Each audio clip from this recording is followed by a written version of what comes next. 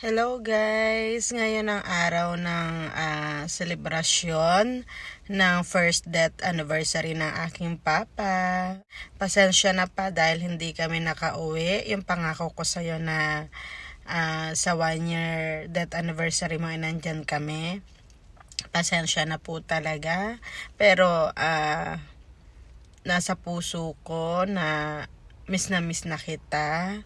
Higis mo na lang ako kay mama dyan. Mahal na mahal ka namin at miss na namin kayo sobra-sobra. Sana maligaya ka na nagtipon-tipon ang buong pamilya. At yung mga paborito mo ang niluto nila sa Pilipinas. Ayan. Maraming salamat po sa nakiisa at nagmamahal at patuloy na bibigay alaala sa aking pumanaw na ama. Maraming salamat po sa lahat.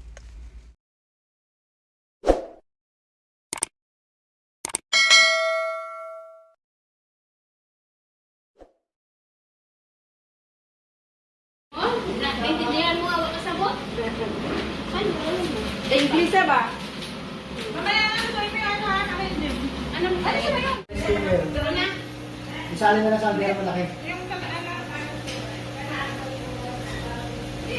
Hindi mo ito.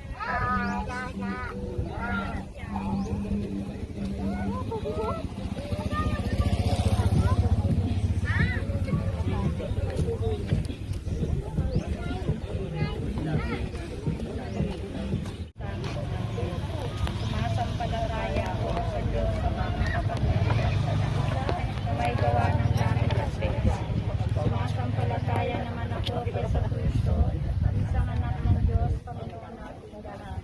Magkakawang tao siya na lang ng Espiritu Santo. Ipinanganak ni Santa Maria Virgen, pinagpapasakit ni Poncio Pilato. Ipinako sa krus na matay ng nalaog sa kibarot makapangyarihan sa lahat.